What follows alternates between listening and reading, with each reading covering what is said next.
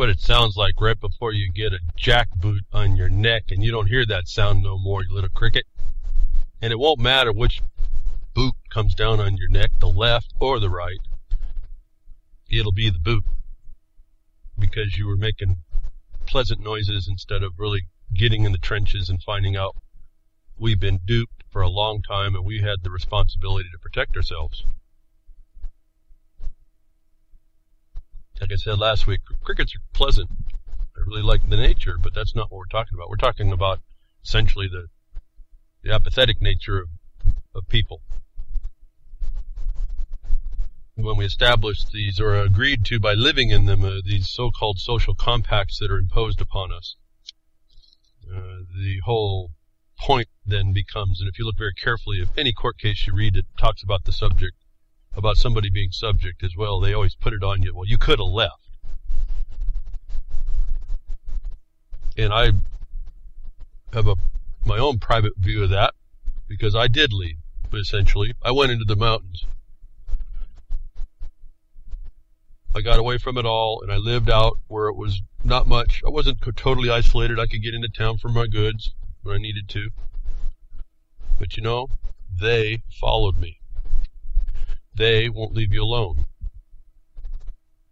And as I asked in the chat, you see why right before the program on Ron's show, with the bar member, retired bar member, talking about, well, you can go somewhere else. See, that's the point. You could go somewhere else. Where? Where in this world do you go that that's worth living anyway, that the democracy and the rule of law is not all over us?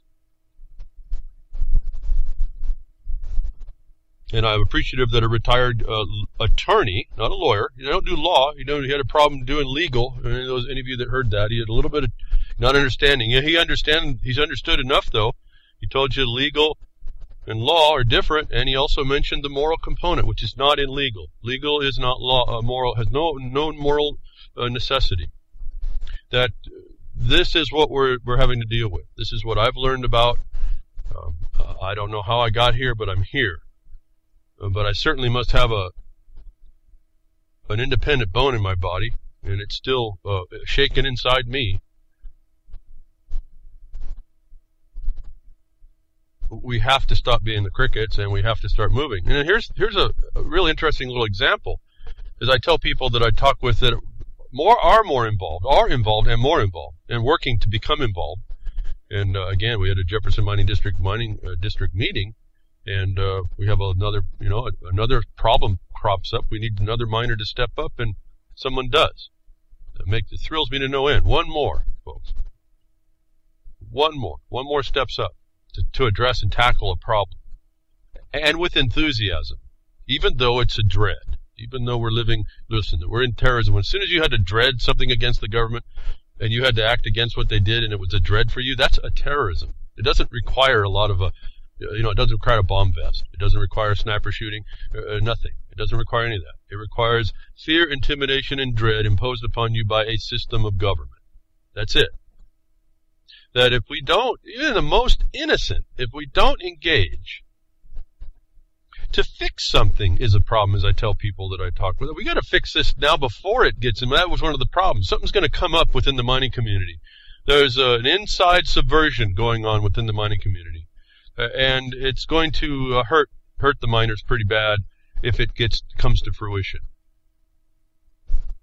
That I looked at that and I said, and we were watching it, but it didn't seem so important. But I said, with all the ignorance that's being supported with people around this, that they don't know the harm that's going to be coming on them, that they're asking to come on them. We're going to have to pay attention to that a lot more than I was thinking. We can't let this go to an act of Congress. We can't let this go to legislation. We can't let it go to a code, because it becomes so much bigger, the fight. Then the tide turns and the presumption is certainly against you. Not just that you're liable, but that you're liable to that thing. That it just takes one more stepping up into the place that you can stop it. And that means you stop rubbing your feet, making your pleasant sounds. I know that's a difficult thing, and I know lots of people won't come and listen to the broadcast. They don't want to come behind a woodshed and learn these principles that tell them you can't be a couch potato here. You can't be a basement dweller.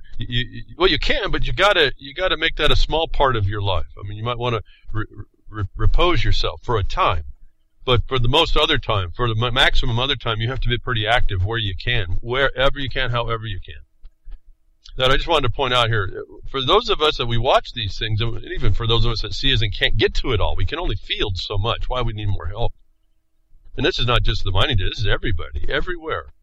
You know, that's why I say every week I come here and I give you a spread spectrum of opportunity to go out and prove the point.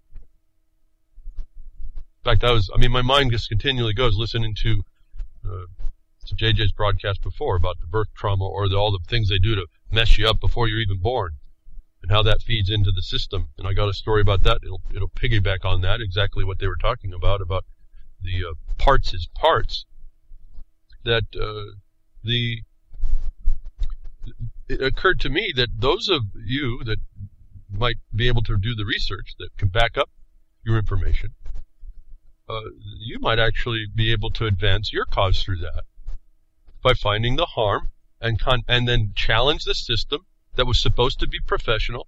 And they'll say you wrote a disclosure statement somewhere, and you will just rescind that signature for non-full disclosure that they purported to and represented that they were competent, and then you bring all the facts to show that they were just guessing by golly, making it up. And then there's fraud on that agreement, and now you go after them.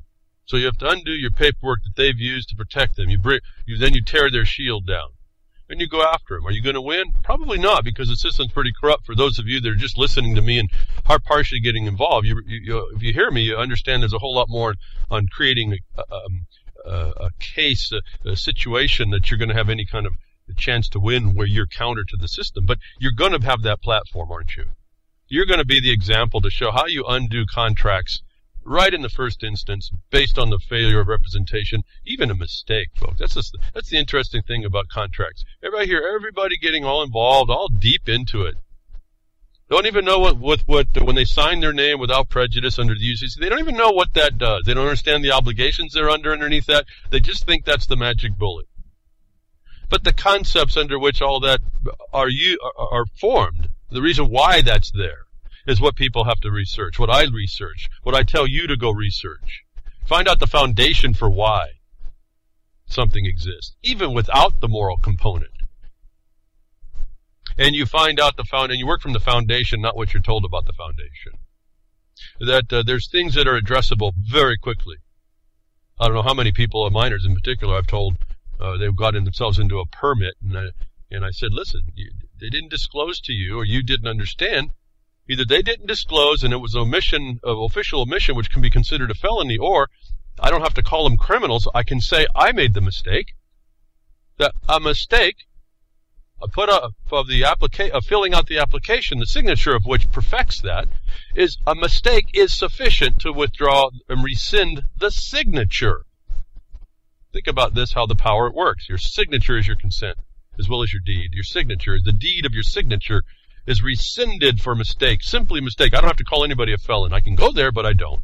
I'll take the mistake on myself. I rescind my signature, and then I tell them if there's an additional obligation I need to know within 15 or 30 days, whatever you feel comfortable for the subject matter. And then you say after that it's void ab initio from before the beginning. Ab initio, from before the beginning. This document is void because I signed it under mistake. That we don't even have the first clue about that. That when you do that, all of a sudden you start finding out that there's a simple way to start removing yourself from particularly offensive and contracts and other agreements and applications. I would tell you, do not do this for a legitimate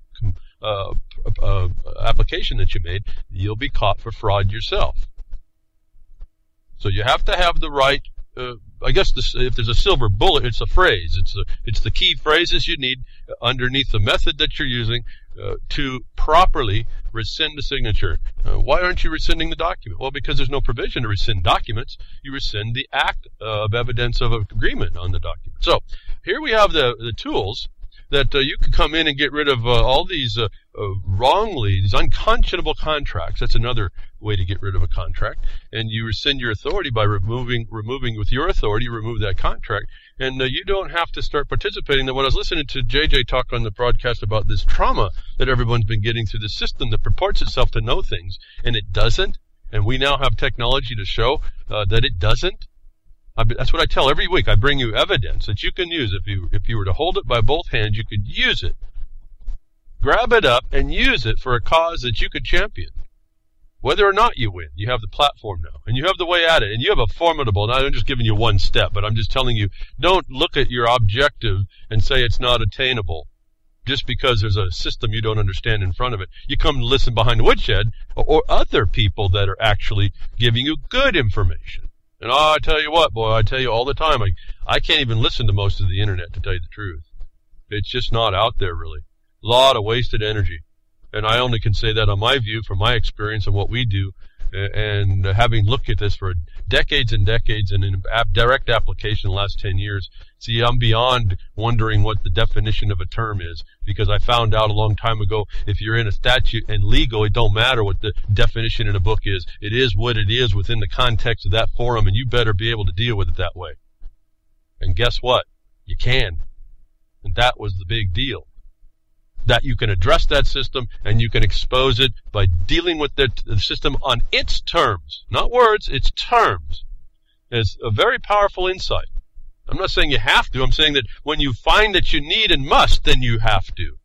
And otherwise, if you become the cricket on those points, you lose. And every aspect I look at, you can find the mistake that you made, and it's a legitimate mistake, not a made-up one, or a contractual fraud or failure that's cognizable in jurisdictions, even legal ones, for the defeat of an agreement, application, a contract, or whatever. That you can remove those things and then move on from there and move into your harm that was caused by the fraud or deceit or omission or non-disclosure or what all. Look it up, folks. It's all there for us to apply. But there's the point. As I've told you, you can read all this stuff. If you don't know, I can know every meaning of every word in the dictionary. If I don't know I'm walking into a forum that they don't care about that, and I start moving my words through and thinking I'm so smart, well, I've just messed up. In other words, you don't deny a jurisdiction, you don't challenge it. You say, okay, you exist, but you exist in a place. I mean, it's conceptual. And I wasn't supposed to be there, and you weren't supposed to come out of your jurisdiction to attack me. So, a lot of there. Let me get into the point why. So, because if we continue to allow this, even if it was innocent harms, in other words, everyone was really not wanting to hurt us, they thought it was a good idea, and then it just works out to be bad.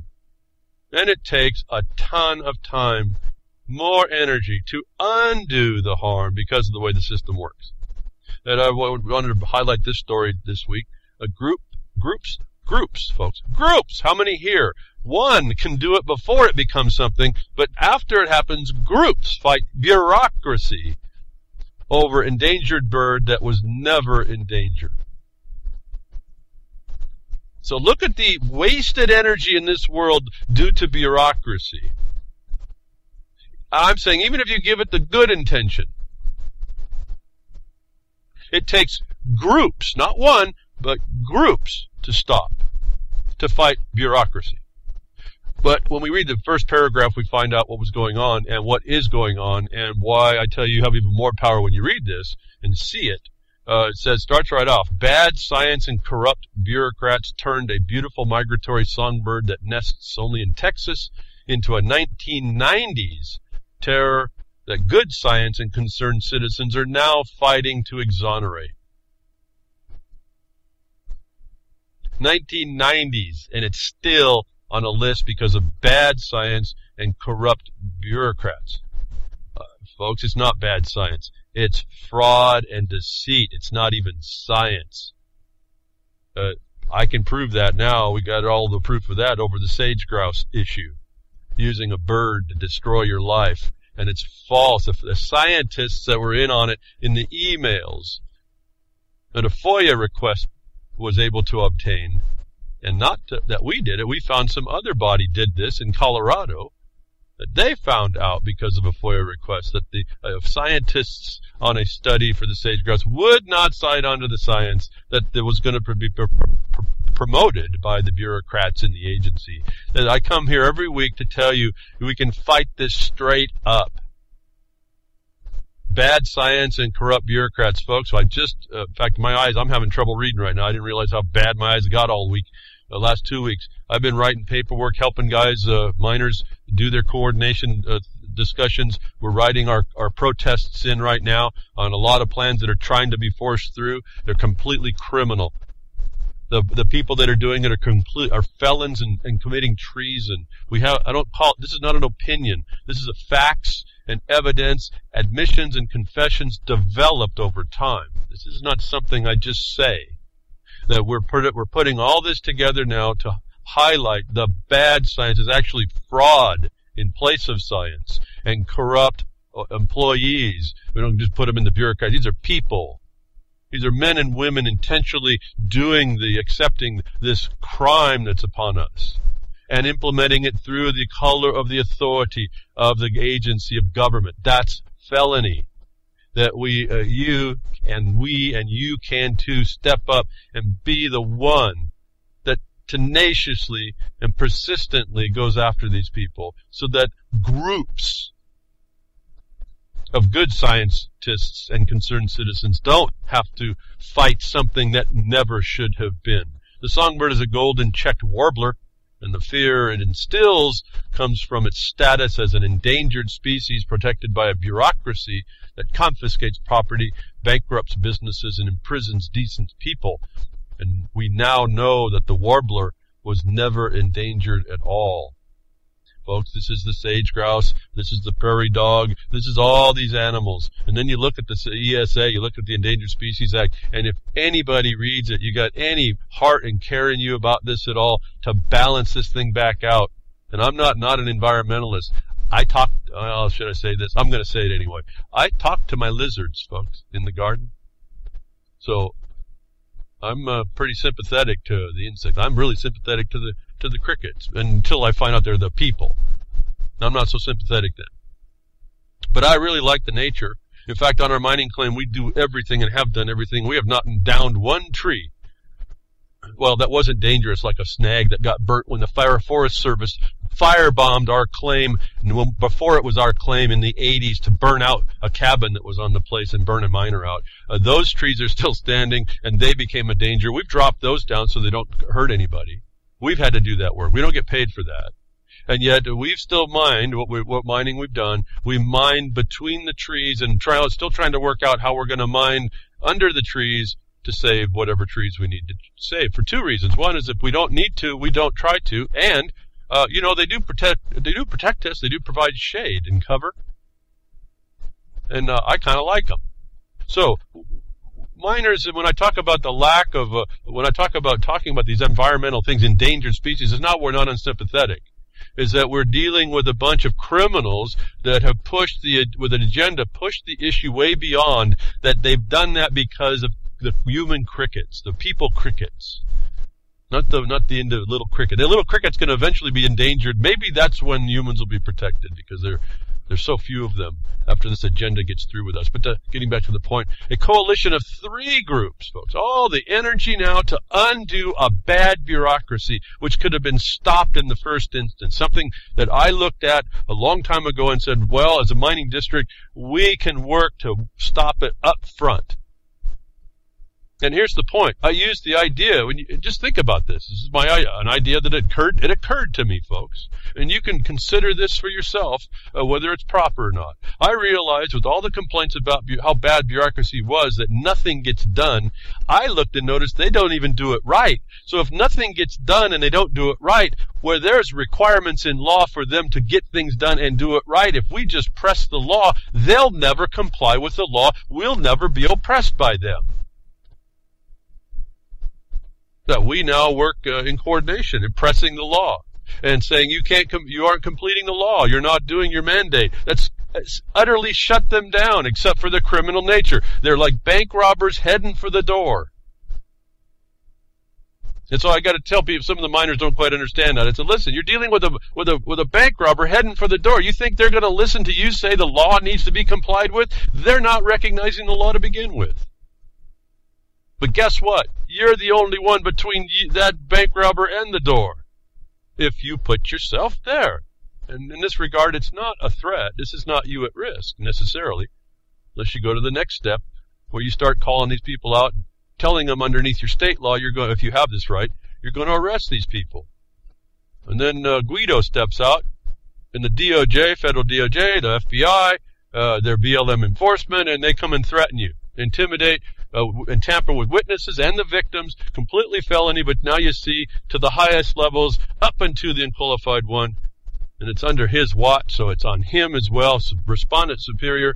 He's the one that's actually allowing this. We have now got to the seat of the power that is actually the actual felon committing treason, and we've done it because they're all being bullies and brutes.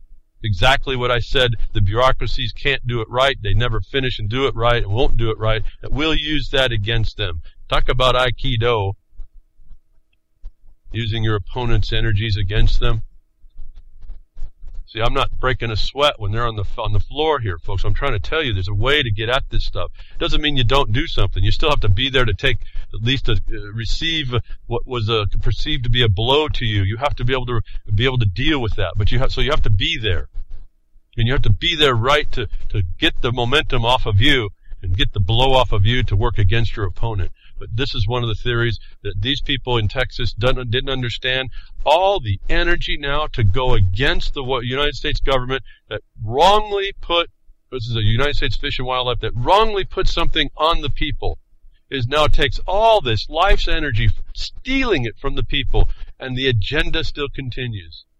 When I tell you this thing is a deep problem, and I tell you to look at it deeply, you have to figure out where in there do you want to fight. Do you want to work with a bunch of people to fight one bird, or do you want to stop it in the beginning? And that's just an example. I'm just talking about a bird. None of you probably, maybe in Texas you are. It's a cute bird, nice yellow-headed bird, but not supposed to be on the endangered species list. And now it takes groups of people. All their life now is sucked up to stop this nonsense, which imposes itself on all your lives. That I say in the beginning, let's stop it up front. Let's obstruct it up front, instead of having to go to this. So I'm just using this as a cite to you. Better to stop these problems ahead of time before they become real problems. And this happens in all areas. If you're in part of the government, you're going to be affected by a government or an authority, or a purported authority, or an officer of some sort, or employee with some authority who thinks that they got a big badge on their chest to polish up in your face, that you're going to need to engage these policies before. And that's where they're easily engaged. You get a group of people, a small group of people, to voice the opposition, to bring the facts that shows that this is not supposed to happen. And I didn't finish my thought. The ESA is endangered species, but anybody who reads that will find out the endangered species isn't just any animal that's endangered or close to extinction. It only happens to be a few type of animals that do something that are constructive to man's environment. And then NEPA is in supplement to another act, like let's say the Coordination Act, says that ESA comes in balance. As I talked to you before, it comes in balance, not to outweigh man's environment, but the NEPA requires that the weight be in favor of man's environment to all practicable solutions that may cause that animal that is supposed to be on the ESA, not just every animal, but only those that are on the ESA, to help man. You help the species that helps man, not just every frog. As I kind of joke, it's not, it doesn't sound like a joke, but to me, I'm laughing inside. Kentucky Fried Yellow Spotted Frog's legs is not on every street corner, and that industry has not used them up, that we need to protect them to keep Kentucky Fried Frog Legs franchises open. When I got a species down to a couple of pools, they're not protectable, actually. They should just be let to die. Because unless they can be found to benefit mankind, that's what the ESA was about. While you'll find them, if you look closely, you'll find them attached to migratory birds that are actually used for hunting or for food. So, if you look at what the ESA says, combined with the NEPA, you have a formidable power to step forward and say, you bureaucrats, are not following the law, and you have no science you can apply to the animal because it doesn't actually fit the ESA, and if it does fit, then your science is not science. It's agenda, ideologically, consensus-based driven. That we can stop all this stuff. About everything I'm seeing now is this ideological consensus-based imposition in every state, that what I'm talking to you about for what we do in the public lands, and counties in the West, works across the country. At every level of government. It works. It's just a core principle. Once you understand, you can take this to anybody. Take it to them, folks. Okay, so I wanted to point out that these birds, these animals, the federal government and the state government too, the states are in on it. In fact, the states offer the alternatives that the agencies broker. And we've found that fraud out. In fact, that just made one of our protests. And our lawsuit stands right in the way of that. Do I expect them to listen? No, but we still have it to say, and so we said it. But do your alternatives based on your plan or a felony as agreed to by default judgment in federal court between these parties? So what did I just say there? I said we've taken a long time to establish a record in law to have the say beyond opinion. See, I know right now you hear me talking about the UCC, you hear me talking about the Constitution, do you hear me talking about the code itself other than the law that is being violated that we just showed that was being misapplied? Do I talk about the Bill of Rights? You hardly ever hear me talk about that stuff. Oh, I'll reference it, but you don't hear me talk about it as a substantial authority because I don't need it. They need it, and they need to be in compliance with it. So I presume it's working. I don't make it a question. As I said, I don't bring the Constitution up to cause it to become an issue. And so this is us not being crickets in lots of ways. We can think we can be busy bees and never find a flower. And I'm asking us to stop that because all that wasted time and now all this group wasted time can't turn on the next problem ahead of point. They're working behind it, and these people that are doing this are beating us. And they're felons, they're criminals, and I don't say that out of opinion, out of spite. I say it because I've got the proof. I got the proof. I don't know about y'all. I'm asking you to get the proof so you too can just sit here with certainty. Whether or not you can stop the bank robber getting to the door, you still can track him down. I mean, there's still, once you got the bank robber, you got him witnessed out. He's not getting away, actually. But if you're not there, even in the least, you don't even get a glimpse, then you're really part of the problem allowing it, aren't we? All of us. It's not just you. I'm talking you, each one of you. I'm talking all of us allows this. That we get these stories, the NDAA ode to the lesser prairie chicken, another bird they're trying to bring on that I reported a little bit about this, but the prairie chicken is like the sage grouse. It's a little different, I suppose. I don't even look into the actual things. I'm not that much into it anymore. I used to be a lot more into the understanding of the animals, the biology of it all. Remember, I wanted to be an oceanographer. Physical science, physics, and biology was all part of what I was really into, really for a while, until I found out that wasn't going to happen. I was a little bit too soon. I pulled the trigger too soon before the government was in on it, and then maybe gladfully, because right after they figured out how the importance of understanding the oceans in the world, all of a sudden a lot of money came into that.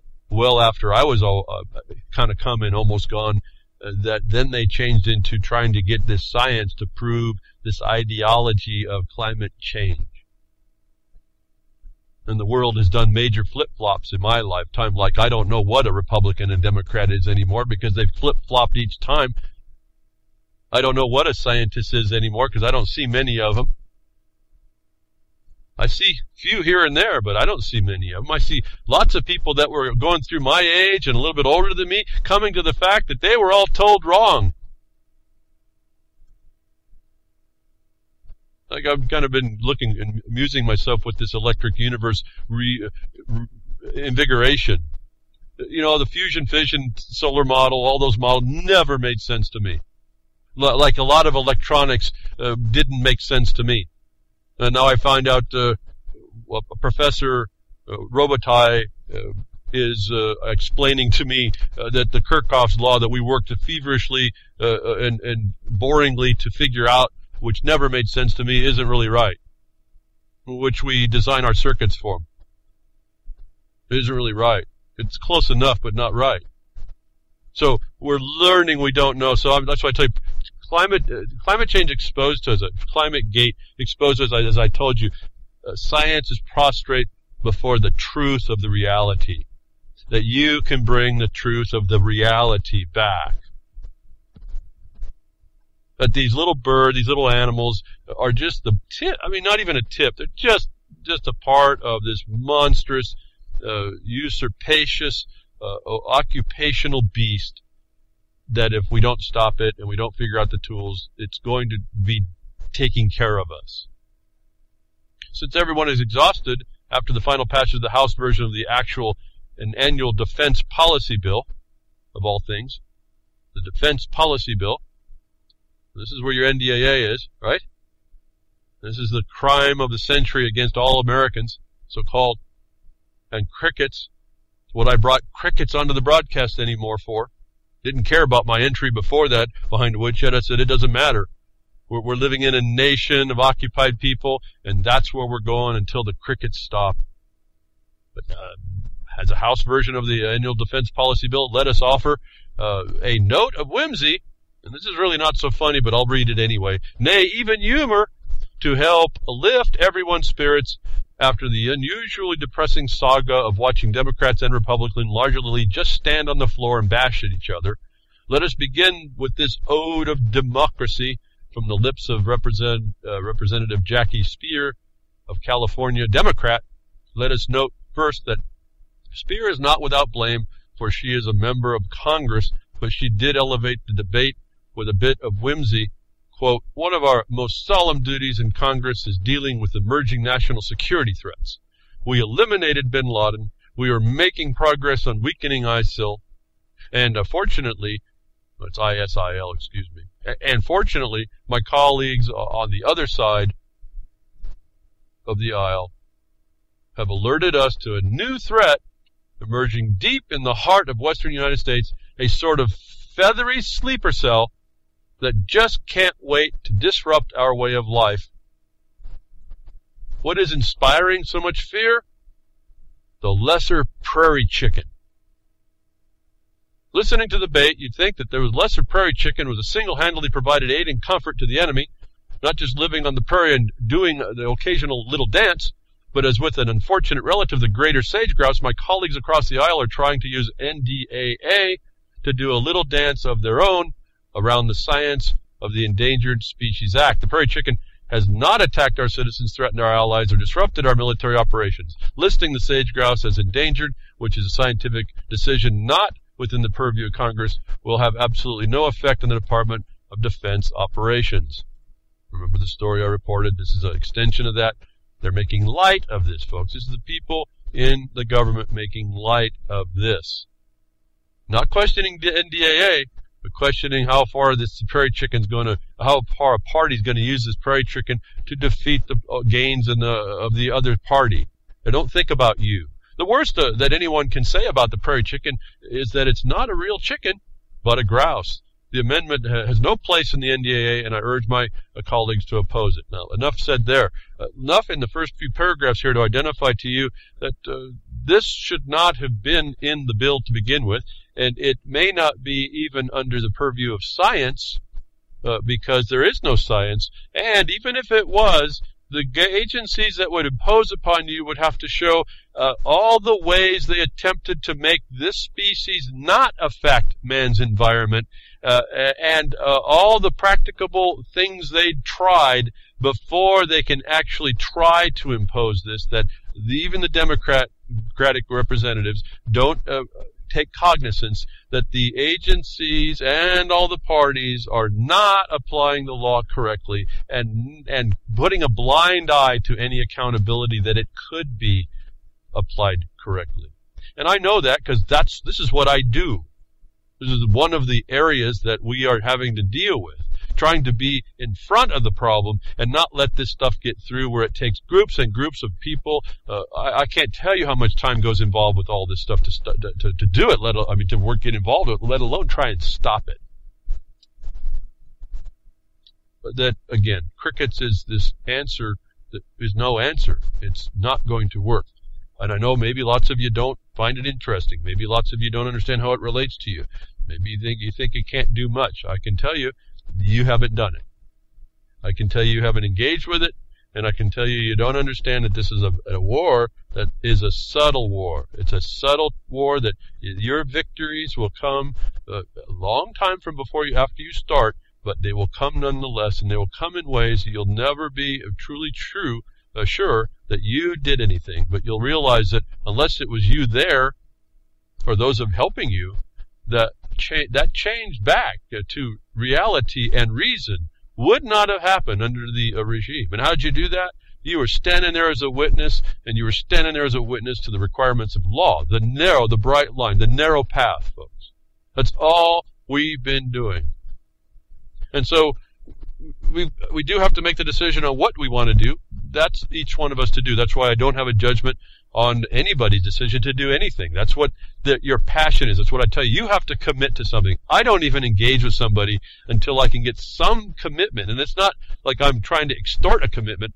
I'm listening for their interest and the passion in their interest.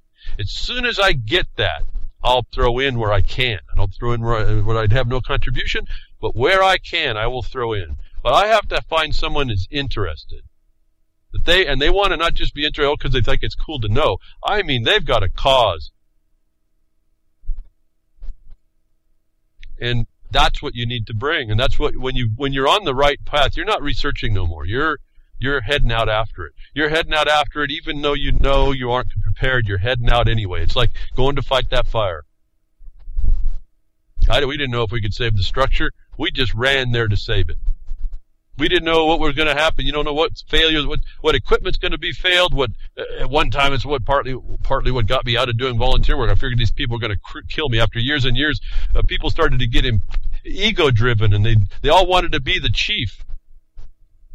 One day, the obstacle wasn't anything.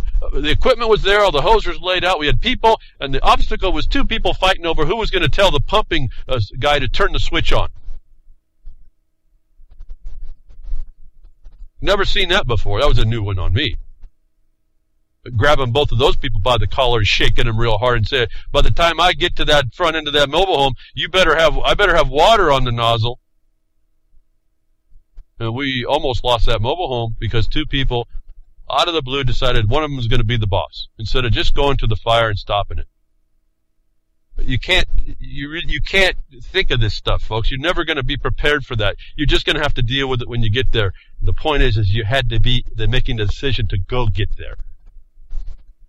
So we have to choose what we are. We do have to choose our battles. I certainly have to do that. We have to choose what we want to do, but that should come from internal light. That should be an internal thing,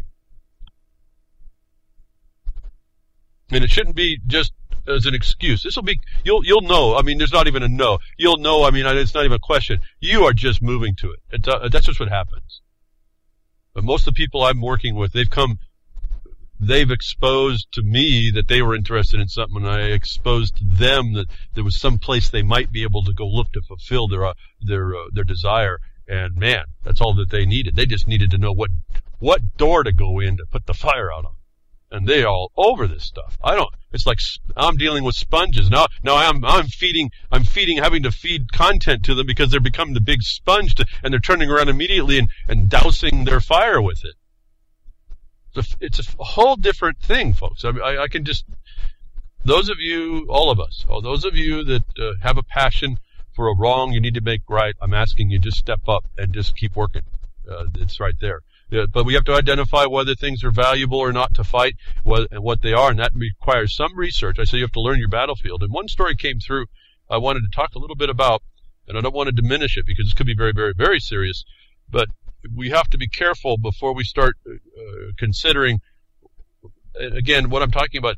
There are natural things that happen in this world that not necessarily man does to cause poisons to himself, that we have to be careful that we get involved, that we don't get involved in the wrong argument, that we identify the correct thing. And this water, radiation found in Greene County stream near water supply has the elements in it of a gentleman that's nearer to me about hexavalent chromium. And his problem is, he's a great guy. He's got talk about passion. This guy's got the passion, but it's on the wrong point, because the hexavalent chromium he's talking about is natural to the area. It's not a man-created condition.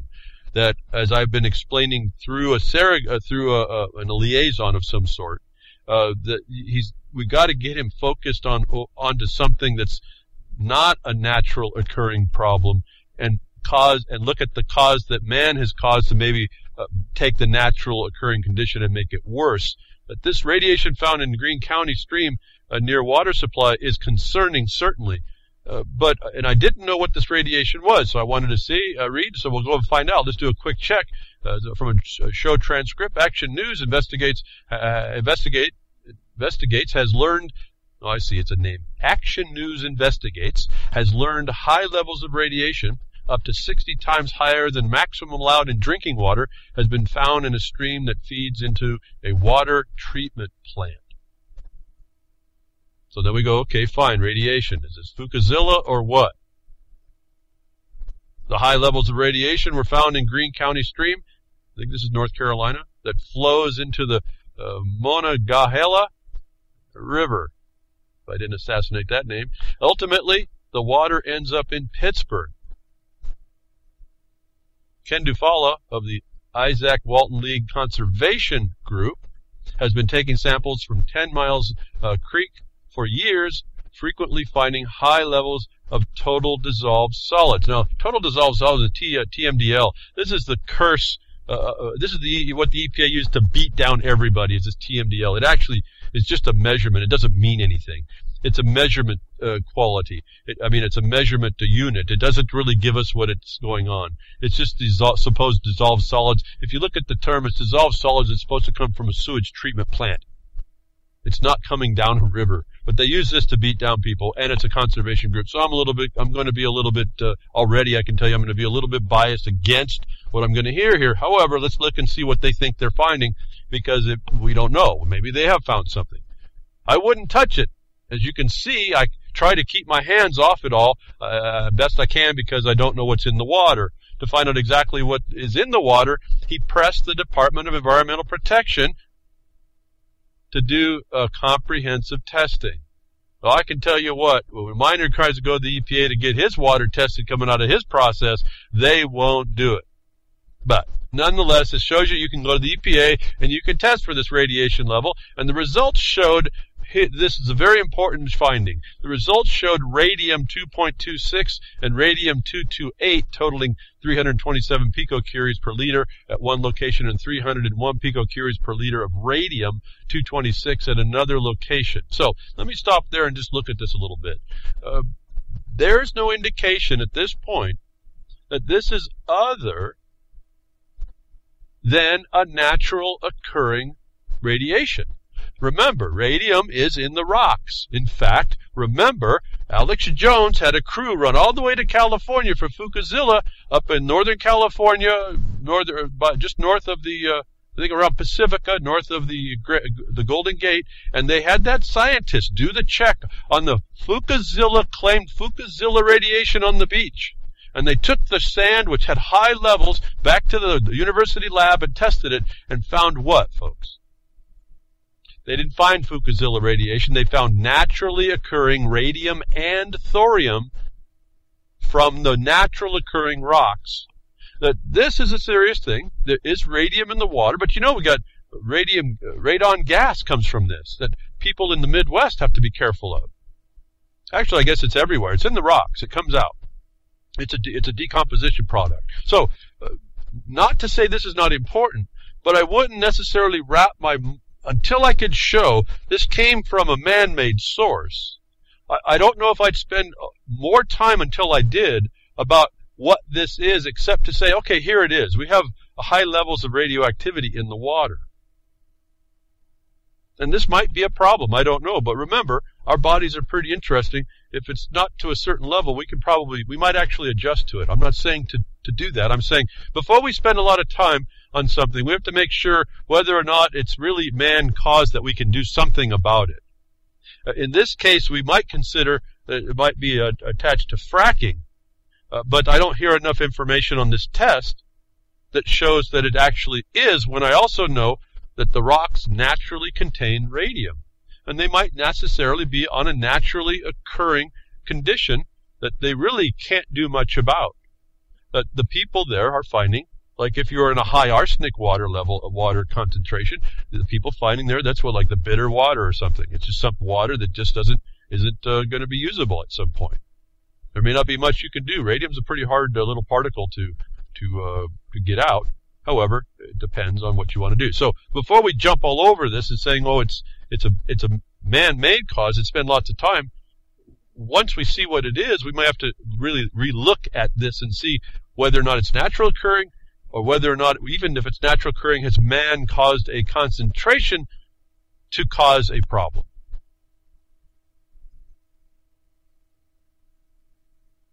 When you start working that through, we start to find, at least in the public land management issue, and as I proposed to a woman who wanted to see the 1872 Act destroyed, and her crowd, at a meeting a couple years ago, I told her, I said, well, if you have arsenic in your water and you think a miner's do it, use your state law to sue the miner for making the water concentrated in arsenic. In fact, however, you may find that it's just natural occurring and the miner's not really actually doing that.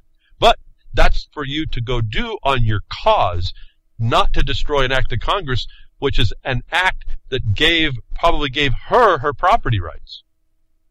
The destruction of which would necessarily destroy some major obligations, some major established government contracts between governments, and really destabilize the Republican form of representative government. And I'm not saying a bunch of hyperbole there. This is, when you start seeing what this does, it's really some high-level stuff when you get into land law. It's pretty fascinating. It really delineates. I've really been able to move backwards, even though I don't talk too much about it. I've been able to move backwards and find out what the first parts of the Declaration of Independence actually meant. I've actually moved from there and moved back into the constitutions of the states, which replicate the very first part of the Declaration of Independence, and found out that was assigned to the county to protect. And so that's why I say go local. That's where your protection is. And root out all usurpation of the local protection. And it's plenty defined. So the target-rich environment. This is not really that hard. Again, you see what it takes to get a bad bureaucratic decision, however formed, bad when it made it official, how much it takes to undo the bad decision. That I've been asking and advocating, we all do it ahead of time. Let's get involved ahead of time. I'm telling you, just by doing it, my life has just been sucked up by it. But then again, I can't imagine how much harder it would be to undo it. And understand, those of you that are looking at the drive-by right, you see how absolutely almost impossible it is to overthrow that in the system when the attorneys got a hold of it and won't let you at that problem. And so I looked at that. I've been doing that for quite a long time, and I decided, okay, I can't go the way that everybody kind of messed it up too. It isn't a drive-by right anyway, but at any rate, it got messed up, and there's an obstruction, and people did it wrong, caused bad precedent, caused a bunch of bad opinions to be advanced all the time, running in case law that's not actually applicable, that I started looking at the problem and said, okay, well, the right of the use of the highway is there all the time. Why don't we go that side? That I now see that's probably the much better way, and in beating down the BLM or the Forest Service and interfering with the use of those roads, we're going to get a lot closer to the action. And in the meantime, we've also outed the Bar Association, the offender of the obstruction to your right to use your own highways and connected areas. Now, what's that based on? It's based on all the property that was disposed to the use, that those arteries, if I can say it that way, the body in the land that we use, the arteries feed to the land. The productive land that was granted to each one of us. The same land that was obfuscated by a system of deed, and no one looked past that because they're all trained to go to the attorney that's only in a bureaucratic, administrative legalism. That I can tell you over and over and over the evidence and their admission and confession, they aren't trained in the stuff of the law. They just aren't.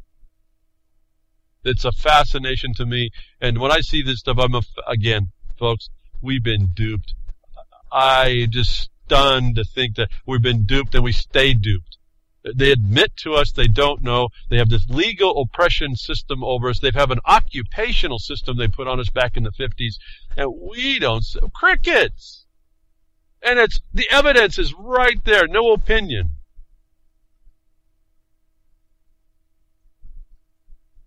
It's just fascinating. So, we have lots of things that we can go after. We have to make sure to try not step into the harms, and we have to listen to those that are going to tell us at least what appears to be the truth, at least to get us on the path, give us some support where we had a hunch even that maybe we were correct, to gather the evidence of our study. And this is one thing I have to admit I did not do. Well, in some regard, I still want to be naive. I got this naivete in me, but I'm not. It just sits back there. I want to be that childlike again about my reality. It's probably not going to happen before I'm dead, but it's back there. I'm not going to give that part up. But early on, I was naive enough to believe it was just a mistake. That for traveling down the road, I was facing my mortality with 5 cops pointing guns at me. Something had to be. It was just a mistake. It can't be. We couldn't have come to this point, folks. This is 3 decades ago. This is my experience about how close I was to being any one of the victims of execution squads today is 30 years old for me. That's what slapped my attention, slapped the rose-colored glasses off my face. But I was still for a long time. This has got to be a mistake, folks. This doesn't happen. I mean, it can't go on. When did this come on us that we're looking at our mortality just because some cop lies? And I took that cause on to learn, and I'm still going.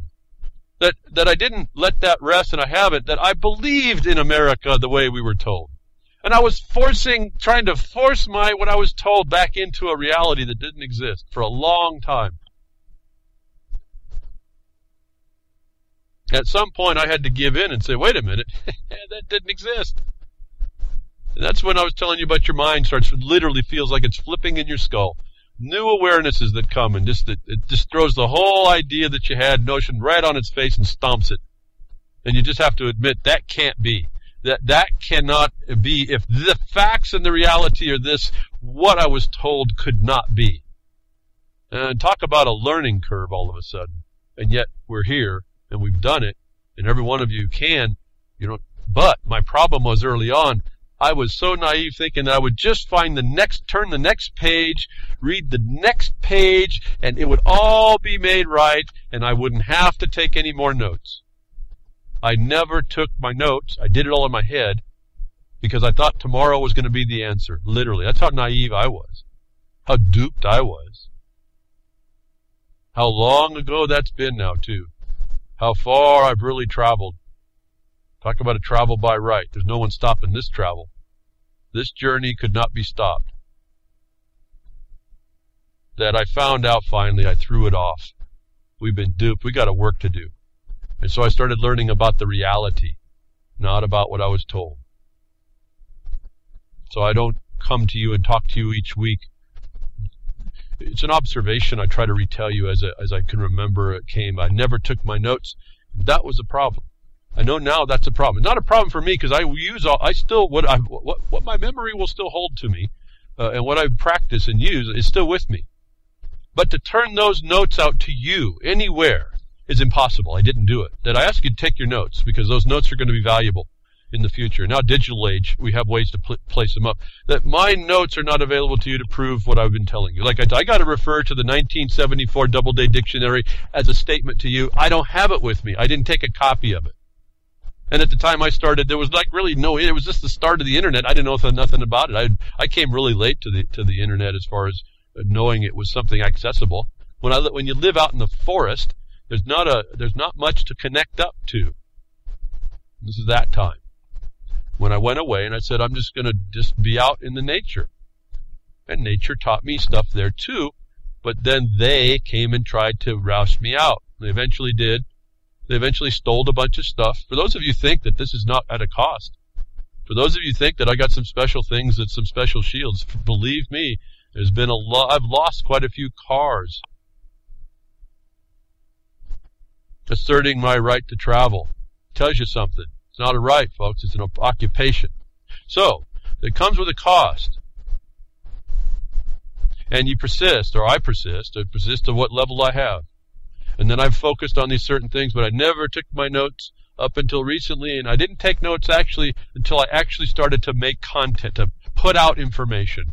And I did that reluctantly because I didn't know if I knew so much, because it's such a weird thing. You find out that you don't know when you realize you were duped. You find out you don't understand. And you find out, like I told you, the protocols of the elders of Zion. Maybe you don't know. Maybe you're going to be dupable all the time. Maybe even what you think you know is not enough. But at some point, there was some certainty that I could start to prove. It was like my own experiment as well.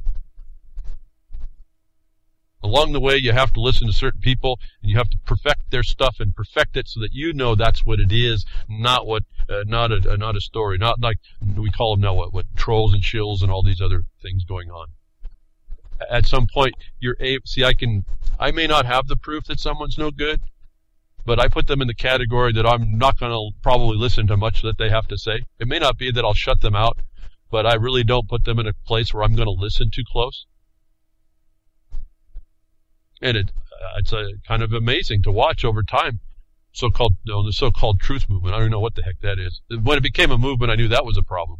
But people within that are, they're cons. And I shy away from all that. I've been focusing on action, on doing something, taking your knowledge and doing something, whether it proves whether you know it or not. It's kind of like you're your own teacher, teaching yourself. And so it kind of makes you want to be true to yourself. So whatever, if that's a truth or not, I don't know. The truth is in the bottom line of, not the economic bottom line, it's in the final result, in the accomplishment of your objective. And that could take a long time. So along the way, you take information from people, and you start having to filter through it. And one of the things you try to listen for is you try to listen to people that are in the system. We call them maybe whistleblowers now, to give you some certainty about what you might have been reading and back up what you were saying from the other side, because it's always much, much better to get it out of the words of the criminal, the confession. Always easier. Takes away all the question, doesn't it? Well, in some regard, not necessarily, because they could be lying to you for another reason. But when you set them up for a particular reason to get a particular response and they lie, then they're caught twice. So the point is, you listen for people in the system to speak. And you balance it against what your research is, and you even take that with a grain of salt, but you continue. That as you choose things to do, and as you choose to attack something, as you find, let's say, that the medical profession really isn't looking out for itself more than the bottom line, or the whole system, the pharmaceutical system is really a revolving door to the government to allow plunder of the people, allow harm, allow a psychiatric industry that just makes stuff up, that makes that look like it's an expert condition. If you don't like that, you need to challenge that. Or the pharmaceuticals that are used off-label that really weren't proved in the first instance anyway, but they're just allowed. And you think that's a problem. Or you look at it and you see people harmed by these pharmaceuticals, and you can put together the evidence that can help this. Then you have to attack it there. That you listen to the industry, or those that claim to be the industry, and listen very carefully, and you say what they say, and you attach it so that you can make a body of evidence that you come forward with, not opinion, you come with the fact. In this case, Pfizer vice president blows the whistle, tells the truth about the pharmaceutical industry, was again one of these disclosures. You look in what they have to say, you take them down, you research out who they are, you make sure they're not feeding you, even in their disclosure, they're not feeding you a line of nonsense, that when you start using it, they call you out for it, they get you in a trap, but you take the lead. Below is a clip, and you get the link of the broadcaster.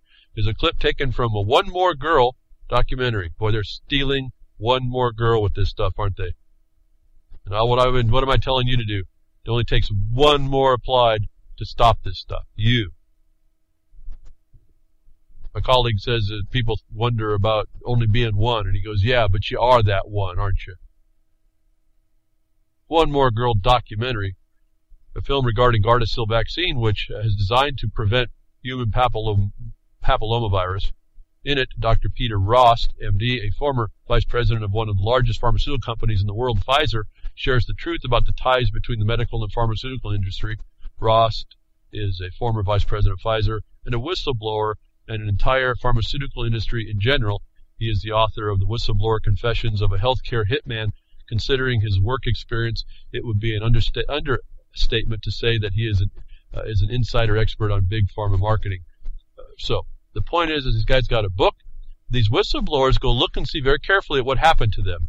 And if this guy was attacked, or if the government took on his cause and championed a penalty, that is probably a true story as well, to vet this gentleman as a whistleblower about the pharmaceutical industry. They're talking about one more girl with Gardasil. This is about an industry. In fact, I know someone who was a whistleblower on a case he was a salesman who whistleblowed on the pharmaceutical industry on how they were doing illegal things with doctors behind the scenes. And he went, and the DOJ picked up his whistleblower complaint, prosecuted, and they prevailed. That the evidence is out there for you if you just take it on. The passion that I hear in some of the guests coming on, they're well read, but they haven't worked out how to take their knowledge and apply it. Take what they know, perfect it as a court case, if you will, or a presentation before a governing body, if you must. However you want to decide to best go after this and check it out, how you're going to advance and persist in your chosen passion that your righteous indignation is fired up about. You take this information and you apply it in the way the system learns and is told to listen to it. Why? Because the Bar Association is instructing those people in the seats of decision. They have a carrot and a stick behind them. You don't know about this, but it sits there. And then ignorance. And they feed on that. And feeding on that, talking about JJ's discussion and Luciferianism, they feed on this. It's a parasiticism. This is a really deep subject. Don't want to get too much into that. You guys will figure that out when you get involved. But we can adjust it because we can. I guess that's it. We can adjust this because we can. And crickets ain't going to get it. Again, the information that you gather is now available on the internet, that you collect up evidence in folders and hard copy to build your case. And I would caution you, you have a different types of case. When you write your cases, when you write your complaint, you keep it real simple and only highlight the complaint. And you keep an appendix or as a following action in a process, you keep back the mass of your proof. Don't write up complaints that nobody can't read in just a few minutes. And I'm learning that myself. I've learned that over time. My protests and complaints come down to a few pages, and if I can get it down to one, I do that. I say everything that I find in law has to be said, and I try not to say any more than that. Now, that doesn't mean sometimes you don't put together a pretty big package of information, but you don't lead with a vast quantity of proof. You put that in the appendix. You succinctly state your point up front where someone can read that on a sheet of paper, at least the first sheet, and then you put it back a concise, even conciser summary in your summary statement and conclusion. It should be on page 2 only, so that if they look at the beginning, they have a nice strong opening statement, they see the summary of points you've attacked that are valid and viable and appropriate, relevant, and pertinent, and devastating, and then they see the conclusion of how they're going to find out all this evidence in the appendix works. That's how you approach this. People are overwhelmed with information, and when you do it succinctly, even the attorneys are going to have trouble to deal with that when it's in the narrow path. That you bring on the facts of this kind of guy, or you bring up his case, you bring up his book or a reference to it, and you start showing people, we got these ideas with the about medications and being forced into this stuff. That part has been silent in the effective part. We're just receiving the information. Someone has to turn this around and put it in application now. And something, again, that confirms our research. It made me sick to see it. In fact, it was JJ's guest was talking about it, talking about the the brutality of what we do to babies in the womb at this point, and to people and families, and like she brought out this Luciferian condition, the parasites feeding off of every aspect of people in their lives. A story came out. I didn't even look at the video. Just the concept makes me sick. No different. Just about as much as it starts to give me a bad taste in my mouth. Just knowing about that partial birth abortion. That this society allows that. When I found out about that's another one of those things. I can't fathom that. There's nothing in me that fathoms that's okay. It's legal, but wow, it certainly can't be lawful. But if you find out you're in legal land like that, how can you even not stand up and do something where you can?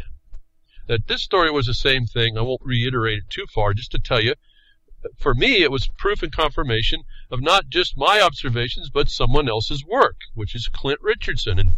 And when I saw this, I was shifting between one writing project, moving into another. I had a little bit of time looking around in the late afternoon that I happened to find this, and Clint Richardson's broadcast was on, and I went into the chat. I found the chat room really quickly because I just want to drop a note. I don't even know if he saw this. I don't talk with Clint much. Like I said, I got off Skype. I use Tox, T-O-X or Jitsi.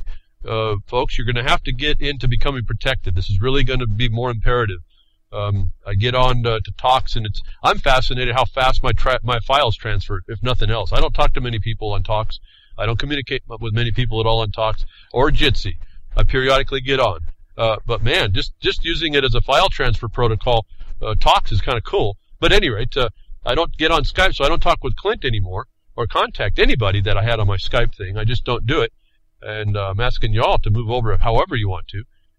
We can change the emails, markonthebeast.com. If you want to connect with me, I can set it up. We can set up a time and we can do things. But at any rate, when I saw this report, I jumped over and found it, and I had a little bit of time, just an hour, half hour or so, almost an hour, and I jumped onto his chat room, and I was happy to see, kind of interested to see, lots of people in the UC-wide chat in Clint's chat. So that was kind of fun to meet some familiar people, because I'm not too savvy about all that chatty stuff. It's not something I do really well, or sometimes I can't keep up, sometimes I don't get the point, and so I just shy. Plus I have other things that really I focus on, but this story really got me, and I wanted to show this to Clint, and I want you to know, and I wanted to support Clint in his observation as well as what I was talking to him when he started to do his research. Breaking, Planned Parenthood busted on hidden camera trying to sell aborted baby parts. This also connects us into pharma. This connects us into a whole lot of systems. We've been very good at getting heart, lung, and liver because we know that, so I'm going to crush that part. I'm going to basically crush below. I'm going to crush above, and I'm going to see if I can get it all intact. And what this is a doctor describing how they go after the fetus to preserve certain parts in the body, the small body of the baby, to sell on the market. That's, you're not supposed to sell body parts, that these people in Planned Parenthood are. There's a whole story behind Planned Parenthood and what it is, and eugenics connections that just sickening. I couldn't even, like I said, just seeing it was something that I didn't want to get any farther into. I have enough of this. What it did do, though, and I want to point out, is it confirmed some very important points of analysis that we can do about Roe versus Wade not being an act of the Supreme Court to give women rights. Roe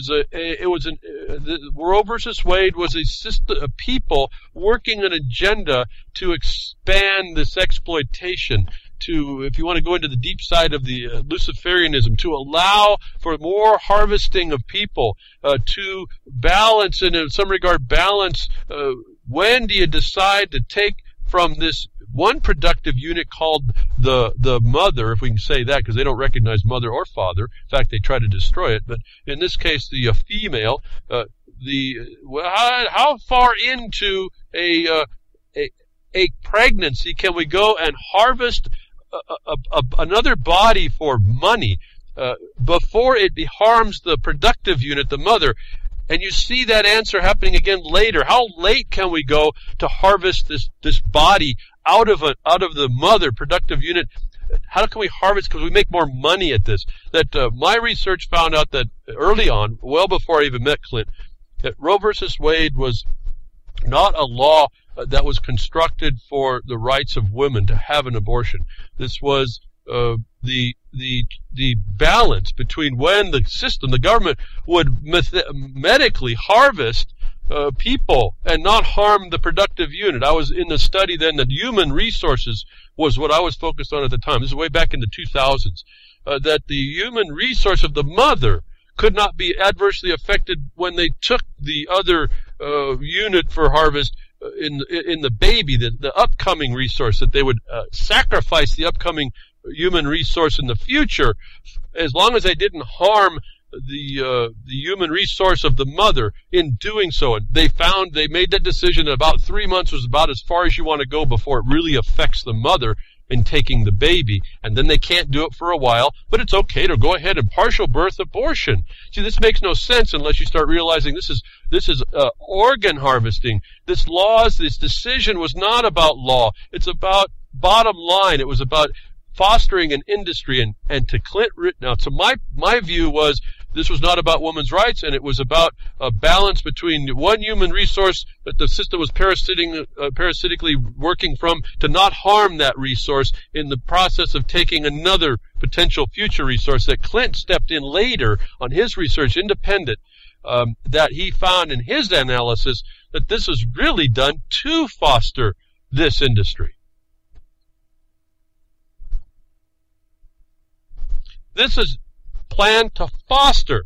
Roe versus Wade created the industry of harvesting that the Planned Parenthood story, as disgusting as it is, actually proves is the fact, folks. This is the confirmation I tell you about. You prove it this way. You have your analysis, you cover it, you save it, you put it where it's safe. You keep working until you can pull together a complete, irrefutable condition. And so this was important to me. Those of you that can get the story and are on this, you need to really look at that. Again, Clint and my hat's off to what his research does. What he comes up with in this analysis was really consistent with mine. Like I told you, folks, you can go down different paths, and when you come to the stinking abyss and you're shoulder to shoulder, you know that's the truth. We're not truthers. You're doing the truth. That's you. That's who you are. And when you come shoulder to shoulder with someone else, then you have more confirmation that what you did was on the point, on the truth. It wasn't talking about it. And so I broke in quickly just to the chat. It was great to kind of talk with all y'all in Clint Richardson's chat room for a bit. I didn't have too much time. Was able to get right to the end of the broadcast, and I had to move over and do my other project. But I just wanted to drop in on him and show him this. This is a confirmation of his research through an admission. And again, it's not opinion. We got the tape now of the people that implement the policy saying it themselves. That we see the system is about the bottom line. We see the system is about fabricating and creating stuff to make bottom lines. I've told you over and over, and I don't say this too often, I've just barely started to get back into it. They don't care about you.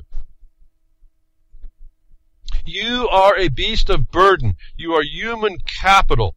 You are a human resource. They tell you, believe it. Only don't believe it on just a surface level. Believe it deeply. You are treated as less than an insect. I've pointed all this out in the past. Here it comes. They treat you as some resource to be utilized and parasitically used from. The deep state analysis of this is truly offensive. Evil. And I don't get into it because it bothers me. I know I can deal with it on the surface, and I mean effectively deal with it. That's where I go after.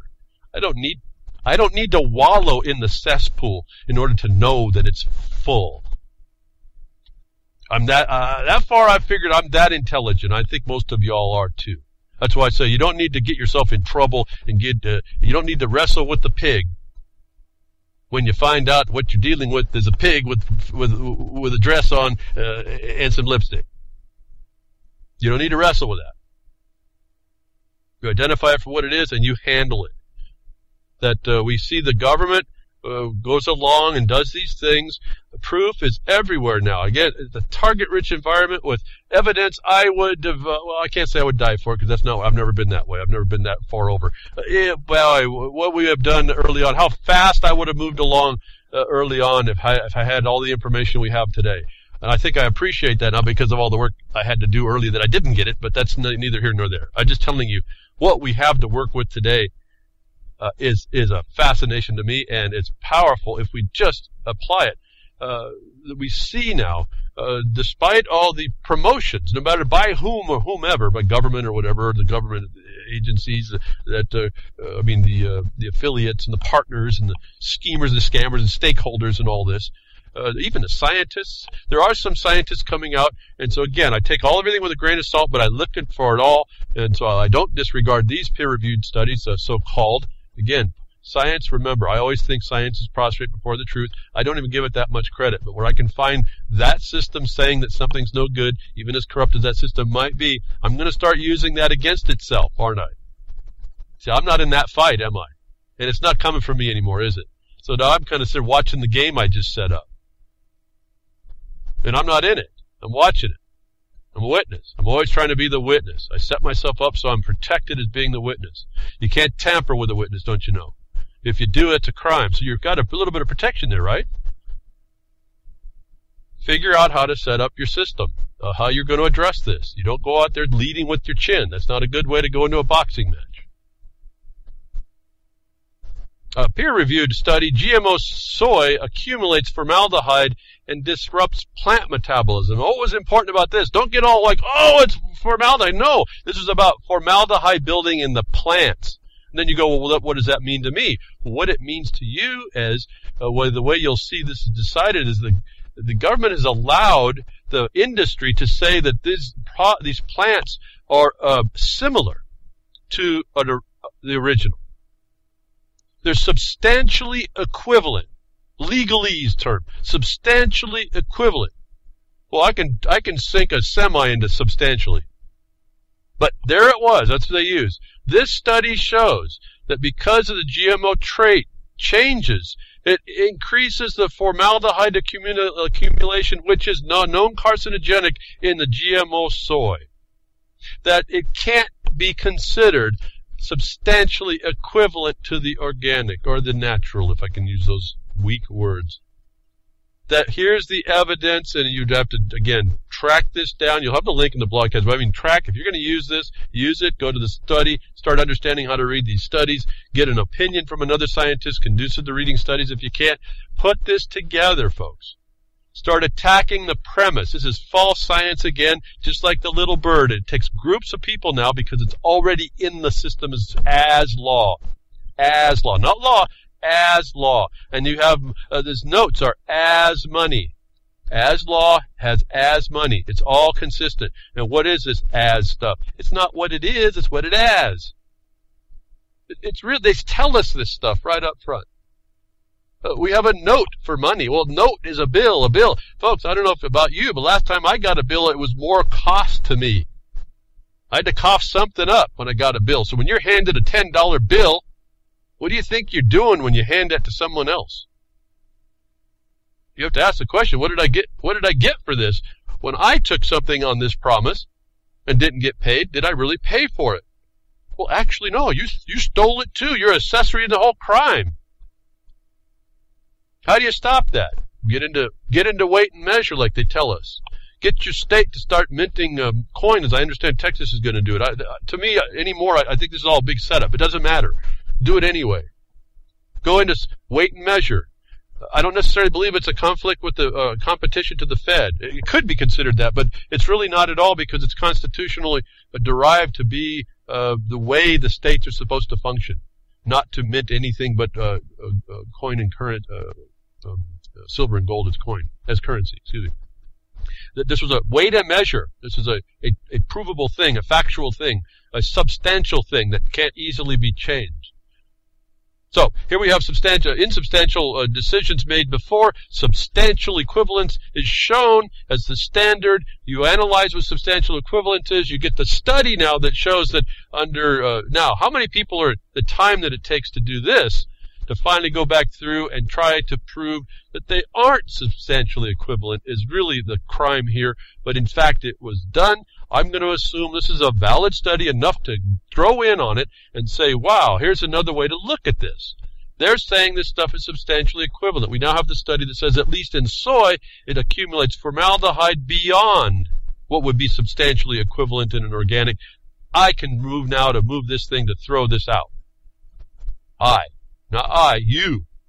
You that are concerned about this, all you mothers out there, and didn't cuss slang, all you mothers out there that want to protect yourself on your soy milk that they feed you, that feed they provide, well, that soy material they put, soy added, is having a problem because even the GMO is saying that, well, no, it's not actually substantially equivalent. It actually has a carcinogen that concentrates that natural growing food does not. That you can attack this. Again, evidence is right here. I can tell you, I go through the news. To me, it's just a big target-rich environment. If I've told you before, if 50 million people that were out of work would just go fight this stuff, we'd have 50 million soldiers on the field. I don't know of any war that can't be won with 50 million soldiers on the field. But I'm just, I have that optimism. Maybe one day everybody will get it and start just throwing in. If nothing else, it'll screw the whole system up, won't it? Like I told you, if 1,000 people, if 10% of all the people that got traffic tickets fought traffic tickets, the system would be so gummed up they couldn't proceed. If you got the cop that cited the ticket to come into your motions hearings for 8 months that they're going to take, it takes, or a year, however long you want to drag it out, those cops, as I found, I did this, so I know, he'll be so tired by the time 8 months is going, he'll dread you ever doing that. He'll be in your court motions, and he'll be in all the other 1,000 people he wrote tickets to that month, in their court motions, over you fighting the tickets, and he's not going to be able to go to his job to write more tickets. Why don't we even do that? That'd be kind of fun, wouldn't it? Talk about a flash mob. On top of this, we see the evidence of people ain't taking it. They maybe are paying attention, but they're still the crickets, but they're crickets that are starting to pay attention. The real reason Americans, so-called, are worried about GMOs is actually a way bigger problem, and I was just kind of neat to see this. They talk about all the flies in the face, all the allergic reactions and all this stuff that's coming from a GMO and connected, or even just tangentially asserted that all these things and resistance to antibiotics is all coming from this GMOs and flying in the face of the general consensus from the scientific community, folks. I've told you our lawsuit sued to enjoin consensus-based methods because they are felony and treason. We have the default judgment proving that what are Americans really upset about actually? It turns out 2/3 of Americans that were interviewed by the Pew Research, PEW, I wonder if that research stinks. But anyway, the Americans they interviewed think scientists themselves don't fully understand all the ways GMOs could affect health. Beautiful. There it is. Now now we're going after the people making the decisions that they don't know. And folks, if you look at the electric universe consideration and you look at what science is saying is the reality and the model and the cosmology that doesn't fit the models, you start finding out scientists don't know much about anything. And science is actually us pursuing a question, which turns into 2 questions and 4 questions, and then goes exponential as we start in our wonder and awe of universe and creation. We start wondering, wow, how did this even, wow, that this is beyond us. That science is, like I tell you, scienceology. It's the study of what we think we know. That is what Americans are questioning. That is a powerful statement. I'll have to agree maybe that this is a fact. Even as a poll, it's sufficient to stay and look that you're speaking to people that are thinking that the people that are telling them don't have a clue what they're doing. What did I say about science being prostrate before the truth? This is the reflection of that, and apparently it's in 2/3 of the people that you may contact to go out. And let's say if you're on a commission and a council, there's 3 commissioners on your council, one of them might actually be receptive. And that's what I've asked people to do. Find the one commissioner in your county council. There may be counselors in cities. There may be 7 of those. Find 2/3 of them. 2/3 of that body is going to be receptive to this issue.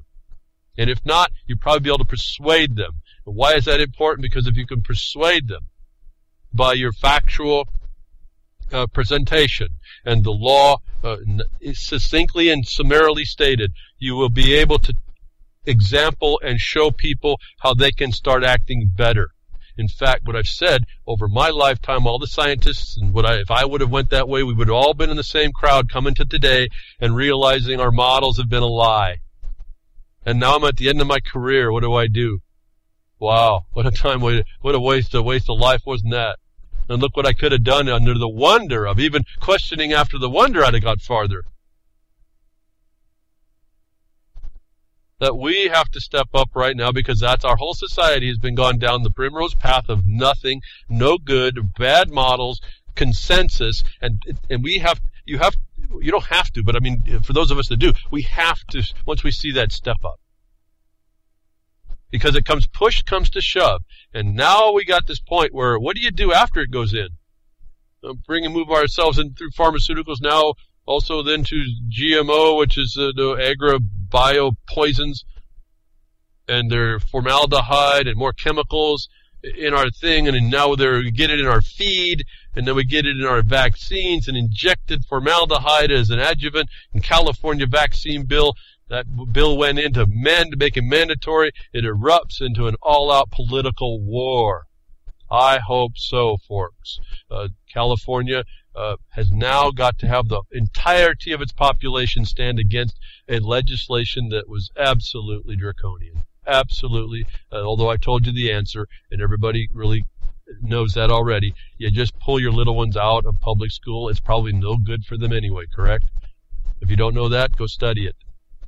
That this is what the government comes down. If you don't step up first to stop it, you now have to get almost the entirety of the state to stop something like this. Mandatory vaccines that's happening in California. I'm just trying to show you what was in the news here this last week to show you that there's a way to do this. It seems a lot easier than what our apathy allows us, that we have to get past our apathy, because these consensus-based occupiers use that apathy to advance their agenda in ways that depletes our numbers in time and energy and life even further. That I can just tell you, if you look into the future of that scenario, we can't sustain that either. And what's going to happening as well, the government's coming in to stifle your communication. New Zealand, we look off the continent to find out. We used to say it was to take 2 or so years to come from Britain to the United States before something happened there. I told you years ago, no, it's going to be down into a few months. It's down to 6 months now. We might even see it 3 months. Here in New Zealand, they're kind of coming behind the British. It's probably about 6 months from New Zealand. Don't be surprised to see this type of censorship coming. And if you don't advance your First Amendment right up front, they might actually push it on through, but you have to speak in a mass. In New Zealand, however, we'll see how it's coming. New Zealand Parliament overwhelmingly decides that free speech must take a back seat to cyberbullying concerns. I'm just going to read the headline of that. It's called the Harmful Digital Communications Act. They'll take your communications with people on the internet over these very substantial challenges, and they'll call it cyberbullying. And the PC crowd's out there to do that. Those trolls are out there. The controlled opposition's out there to do it. You are sitting in an unorganized state that you will be not able to communicate openly. It's coming. It's on the cusp here. That's why, again, I didn't even think about it before. I'm going to say it again in the same broadcast. I usually don't repeat it. It's at the bottom of the broadcaster. Talks. You're going to have to learn how to communicate privately with people, because your overt promotion is going to be literally cut out from you, and you're going to have to fight to get that back. So now when you're fighting that, you're not fighting the cause that you were impassioned to try and stop. See how they divide us within ourselves. This is all about division of energy. If I can say labor, I don't mean that having kids or unions. I'm just, the division of your energy is what divides and splits you down and defeats you. That I am very protective, pretty much very protective of keeping my focus myself. It's very difficult. Now I've learned more and more. I do not even listen to nonsense necessarily at all, unless I hear there's a little spark of truth, or it tells me something that I can use for what I'm focusing on.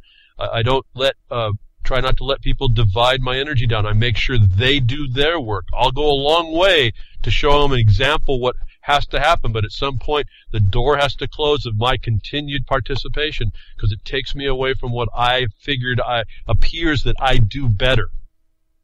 Each one of us has a responsibility to do our own stuff.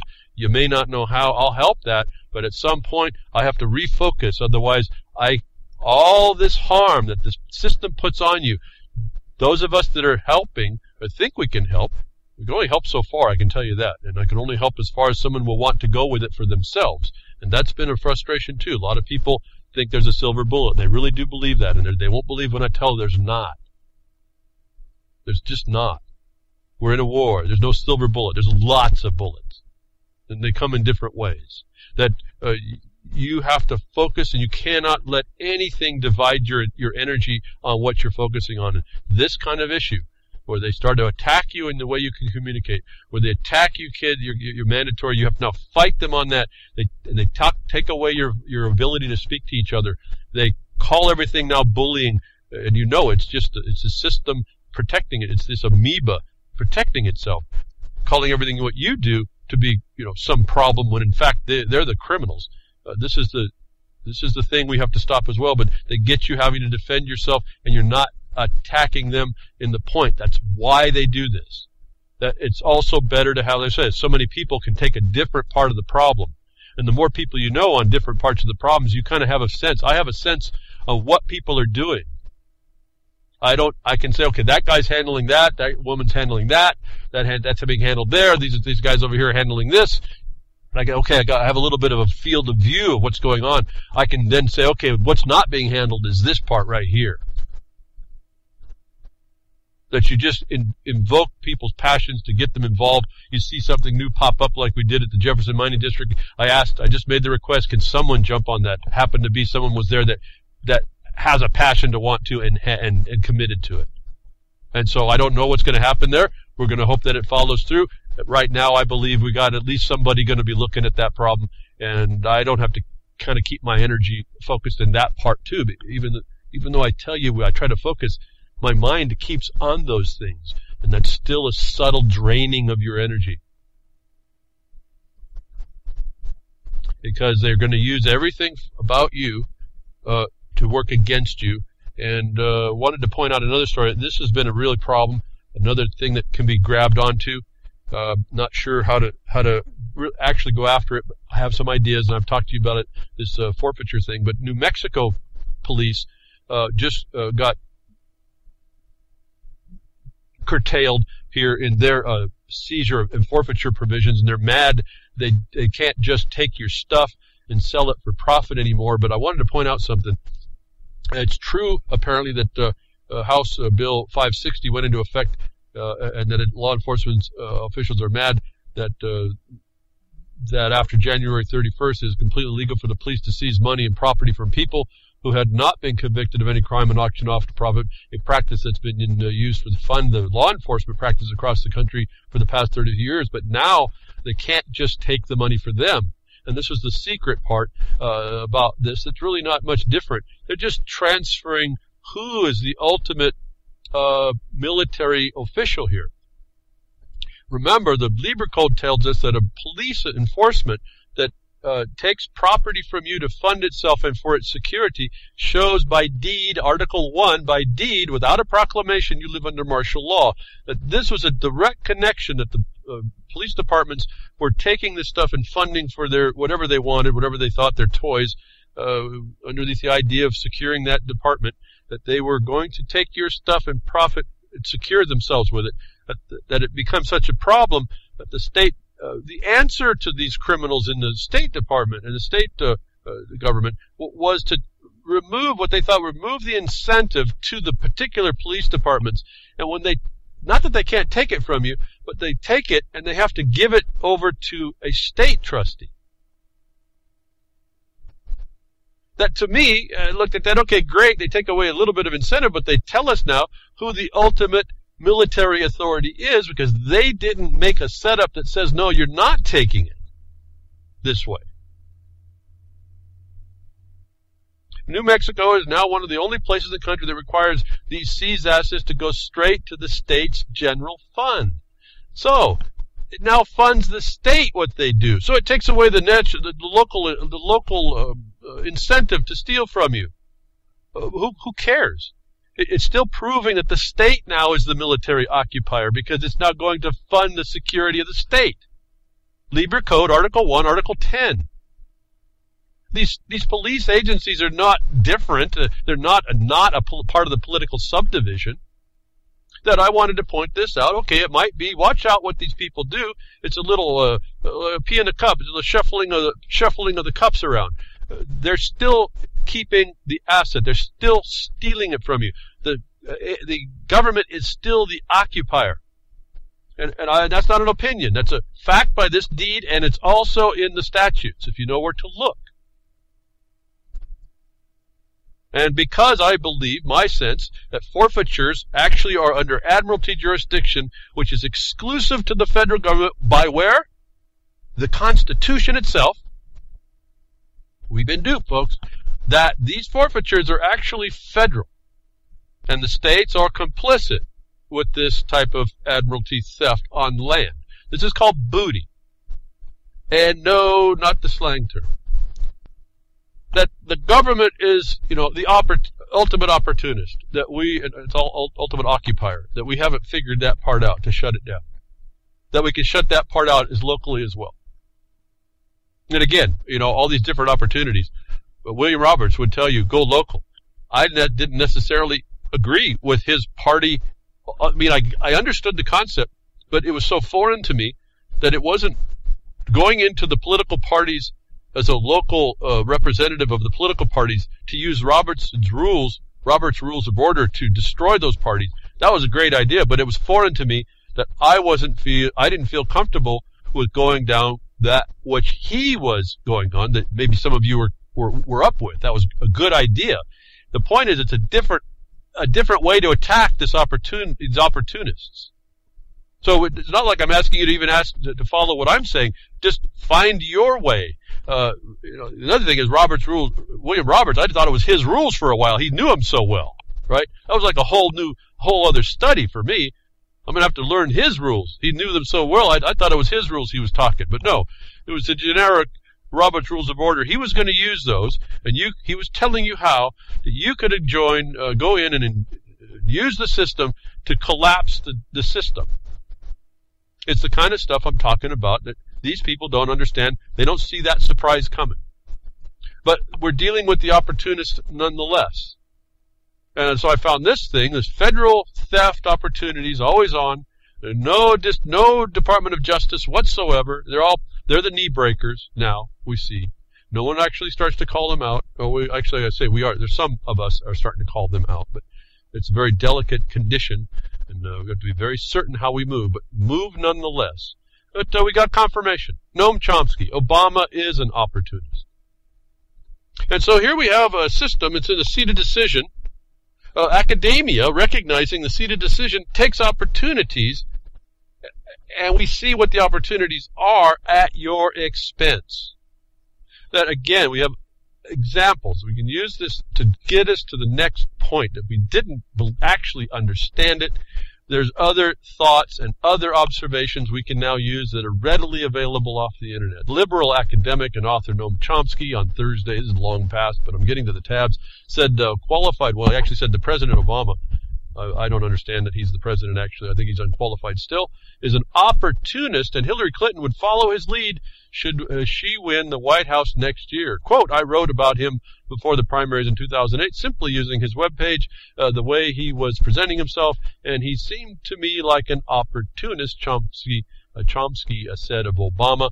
And folks, part of what I caught on to, there's confirmation that I too, and any of us that did, that went and looked at this guy prior. I told you, I called this guy out while he was, right after his first big speech. I did it on that speech. I went later to find a couple things like Noam Chomsky did to the website, and here we have Noam Chomsky. I've never met the man, don't know him, don't know his politics, know nothing about him. I see it says liberal academic. I can kind of maybe think where he might be, but here we are. Same study, same answer. I'm standing with Noam Chomsky, shoulder to shoulder, looking at the same opportunistic, stinking abyss in Obama and Hillary. And it doesn't stop on the Republicans. See, folks, to me, they're all criminals. This whole system is a criminal system. So when I talk about one, you might as well just bring up all the other side of the aisle because they're all part of it. But here we have a liberal academic doing the same study I did, coming up with very similar reality. Confirmation. So this is something, I tell you this because you don't understand how hard it is to stay focused on your knowledge. You will have so many people coming to take you down, arguing. And don't get into arguments because you know what you know and they don't. You don't have to get in an argument. You just state the narrow path and you let them deal with that. Don't lose your energy on this. That you will be tested, and you have to know that your research and your statements are true. Your research, your statements come from the research is true, and that others see this too. It may only be a few others, and they may not even be in your neck of the woods, so to speak. They came from their trail is the more important part to prove the same thing. I don't consider, as I understand it now, it used to be when I was growing up, liberal was somebody like libertarian, libertine, and it used to be Democrats. But now it's this other political status, and it's not. Everything's flipped on its head. Actually, what's happened is the Republican Party is actually advancing by their mission statement the Kennedy Democrats' position of the 60s, and the Democrats are actually advancing the destruction of the world today by Marxist corporatists' governance. They're off the edge of the world now. So the Republicans are just a few years behind them in the same train of thought. So when you see this co-opposed liberal academic, I can suggest that's probably not how I view the world. We've come by different paths by our research and our observations, and our, at least if we just call it even our opinion, is almost identical. In other words, we're standing shoulder to shoulder with the same observation about the stinking abyss opportunists that we've been looking at. It was in this guy Obama. Well, that kind of ripples out, and you see this the wobbler from Texas, and all how the opportunity to get that was taken, and now it takes a whole bunch of energy of people to get off the opportunity of the vaccines, now to take out people. Now all the state has to get involved and do two things now. You take your kids out of school, now you got to teach your kids. That's two energies, and you got to fight this thing. See how they divide us. It's much easier if we attack it up front. You get rid of the opportunists by eliminating what makes the opportunity, which is crickets. Get rid of crickets. Because these guys take advantage. They're opportunists. So while the EPA, they're using EPA to beat you down, this guy Obama, while they're trying to crack down on airplane emissions, he's going to buy him a new Air Force One. This is evidence that these people are just criminals. We want our Obama phone. We want our Obama pad. We want our whatever the next new Obama scare, whatever the next new thing is. Take the benefits, and you're going to pay the price. Take the benefits of public education, you're going to have to pay the price with the vaccine. If you don't take the benefit, you're going to have at least a bit of a shield until they figure out if you're crickets on the front end, they're going to go and pass a law to get you at your house. It's not just stepping up of vaccines either. These people, and I'm glad to hear it, because hopefully they've woken up the people of California. They've woken up literally that sleeping giant that has to not be crickets. Because sleeping's, I guess, even worse. At least a cricket's rubbing his legs. Kind of enjoying stuff. Well, there's no enjoyment here to be apathetic. But Obama will buy a brand new Air Force One on whoever, I don't know whose dime, gobzillions anymore, so I guess it doesn't matter. All the time, he's going to come to you to have you pay for your carbon footprint. That jet uses more, burns up more fuel and creates more carbon. If that was a problem, see, I don't agree with that. It's all on a fraud anyway. That's the opportunity, isn't it? That's the opportunity, isn't it? But that's a whole lie also. But that jet just sitting on the tarmac running before it even rolls down the runway, just sitting there, probably creates more carbon dioxide than I have all my life. And certainly the foot. I may have a big foot, but it ain't that big a footprint for carbon, I'll tell you. That this guy is just proven to be the opportunist that I thought he was, that Noam Chomsky now comes out and tells us, and we can see it in his deeds, folks, in the hypocrisy of the agency that underruns what he's doing. Now, that little jet thing and EPA airline regulation I did was supposed to be attached to that whole stream of EPA airline stuff that I told you can write a comment about, but that one got kind of hung out that week, and I didn't get to say that. So I'll bring it in under a different method so that at least it sounds like that was in context, right? See, these guys, you can just find a subject matter. It doesn't matter what subject matter. You'll find these people are criminals no matter how you look at them.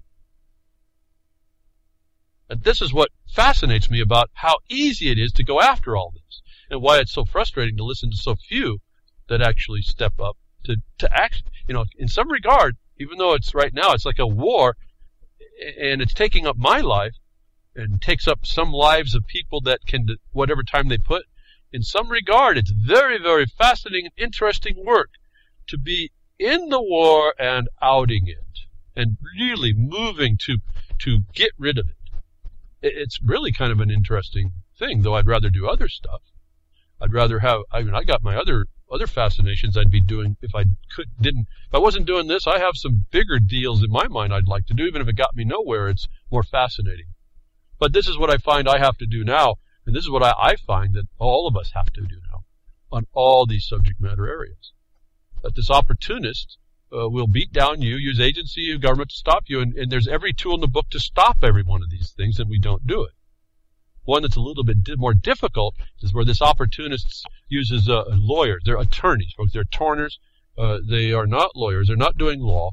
In fact, they told us they're extrajudicial. There is no law in this country, and I heard crickets. I went to crickets now at the beginning of the broadcast. It's why.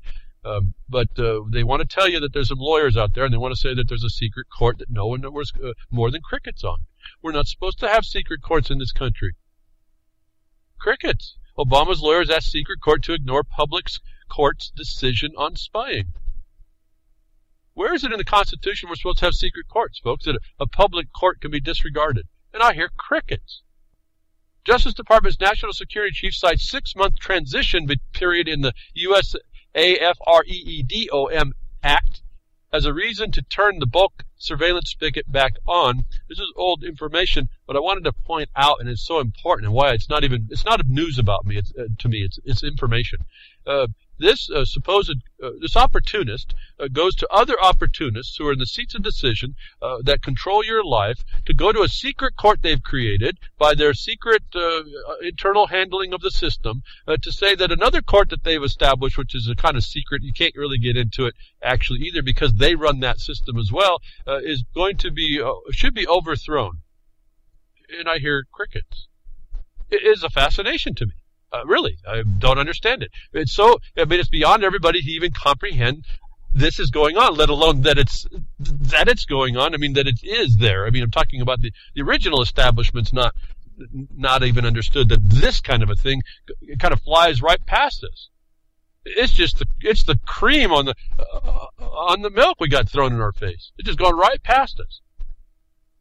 At the Obama administration, opportunists as they are, while we're being overwhelmed, the Obama administration has asked a secret surveillance court to ignore a federal court that found bulk surveillance illegal and to once again grant the National Security Agency the power to collect the phone records of millions of Americans for 6 months. Folks, that time is already up how long this tab's been on.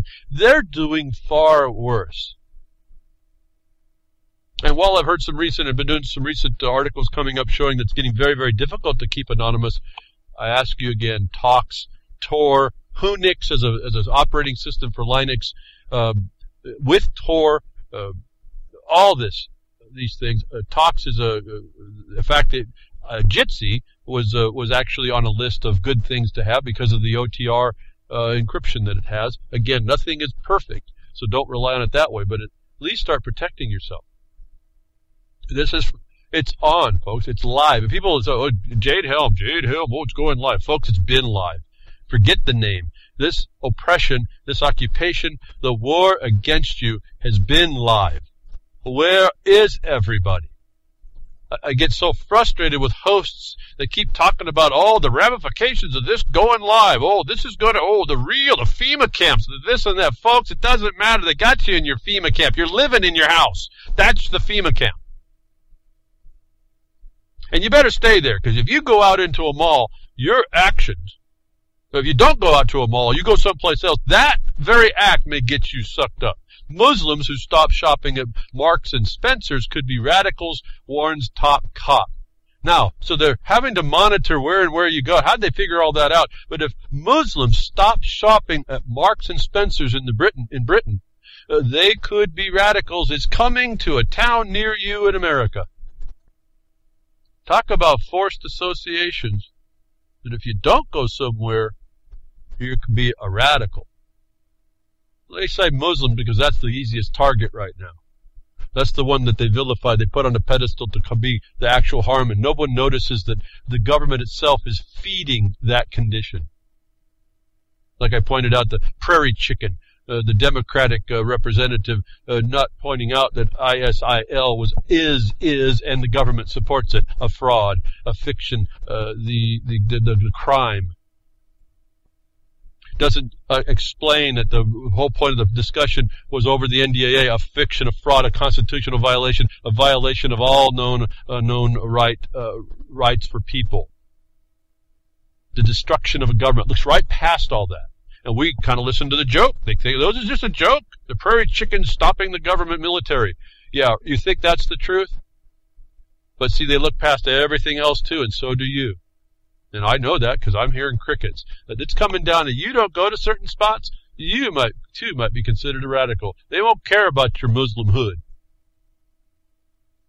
And before that even, it begins, folks. Montana man being prosecuted for so-called hate speech and a Holocaust denial. We were talking earlier on.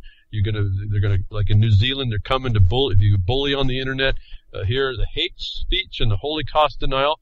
Via Volok conspiracy, the disturbing criminal case of a Montanan, where Flathead County resident David Alenio, 28, is being prosecuted for making disparaging remarks about Jews on Twitter and denying that the Holocaust Holocaust happened. So my eyes are really that Holocaust. Okay. So say what? While this sort of prosecution is common in parts of Europe. What we just hear, folks. I said it's coming. It's already here. The Americans enjoy the protection of the First Amendment, or you thought, which contains no exception for what's colloquially known as hate speech. The only permitted exceptions for free speech protections, as the Supreme Court recently re-articulated, are the obscenities, defamation, fraud, incitement, and the speech integral to criminal conduct. So they're upholding the standard, except everybody else. That in Montana, this gentleman's being charged for it's a defamatory statute, a broad defamatory statute. Now, defamation is kind of an interesting thing. He may have quite a few, like 8 or 9 defenses here. Even if he says that he is stupid, that's a defense. But anyway, so this is it, folks. It's already here. You don't have to be a Muslim. You just talk against the Jews, and all of a sudden now you're going to be considered hate-filled speech. So the truth is not a defense, they say in Europe, coming here and here now. All over this war of terror, all by the LCAA, all the ramifications on. And I've said before, we've said it over, we see it, hear it, and we read it, that the government itself, the United States government, is setting this up. Sure enough, secret Pentagon report reveals that U.S. created is as a tool to overthrow Syria's President Assad. How long have I been saying that without Zero Hedge's confirmation? I won't even read it, running out of time here. The point is, the facts eventually come out. You can see this ahead of time just by being involved. And so what does that mean to me? I have not been persuaded to even worry about is. I've talked about a little bit. I haven't been persuaded to look at the Charleston shooting. I have not been persuaded to look at Sandy hoax. I've not been persuaded even to look at the Holocaust. The Holo hoax, none of that. Once I find out we have a Zionist political agenda running and not a religious group of people, and that there's a division in that, I don't have to waste time on it. Because I don't care who those people are. They're not going to interfere with the foundational law and the foundational obligations and duties that are on the government officials, whoever they are, when I come in and assert that. They may avoid it for a while, they may run, but they literally cannot hide from the narrow law. And that's all you need to present. And when you do, as I've said, a commissioner in the law will overthrow the other two commissioners that may be criminals in the office. Because those people have to stand up against, and the white light of truth of the law. The objective, it's really not a law, and it's not really the truth more than the objective basis for correct action and conduct. And you catch them at every point. A U.S. intelligence officer, every single terrorist attack in the U.S. was a false flag attack. The evidence is here. Over and over on the board here for a long time. Go on and on and on. You just need to collect this up. NSA spying is going to cost the tech sector much more than we thought, folks. As they move this thing through, U.S. intelligence is imposing itself, the octopus all over the globe. The United States putting its paws and mawing everything. That there's an economic hassle, an economic cost. Economic costs were supposed to be put into the administrative imposition. If you know that as a techie, you can bring these NEPA conditions and these rules and regulations, all this, to some kind of constraint. Because these agencies didn't apply these as a major federal plan that needed an environmental assessment. That's the environmental of mankind, how it affects man's needs, not the animals. That's there, but it won't be in the case of NSA, that the economic reverberations are now being caught. Here's the proof.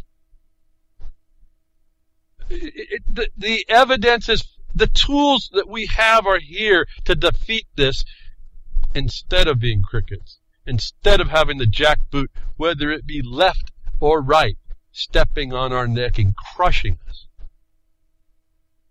Oh, you might jump real quick when it comes down. You may escape a couple times, but there's going to be a jackboot you didn't see come down on you because you weren't supposed to be the cricket. It's ever pervasive. We've got to protect ourselves against it.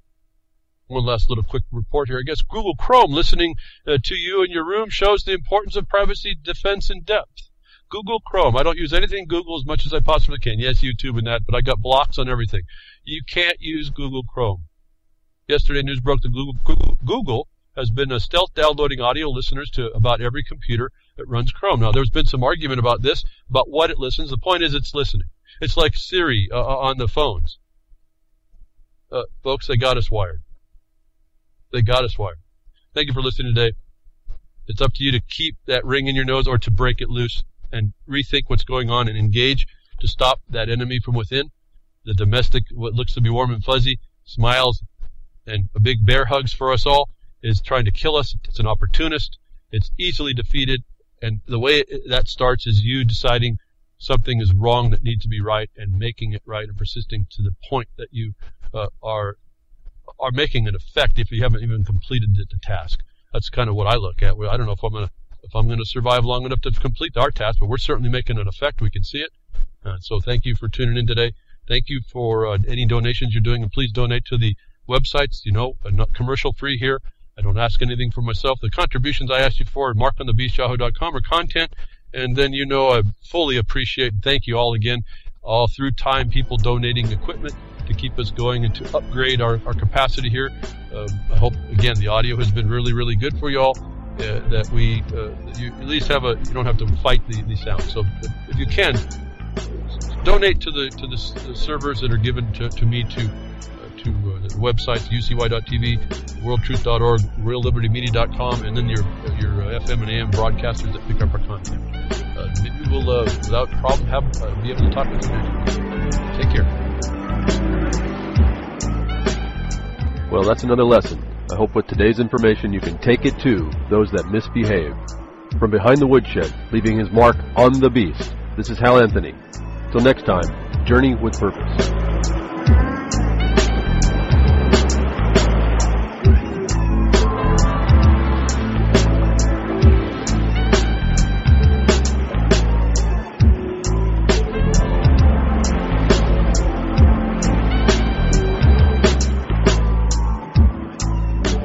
So that's what opening up a can of whoop-ass feels like. Son,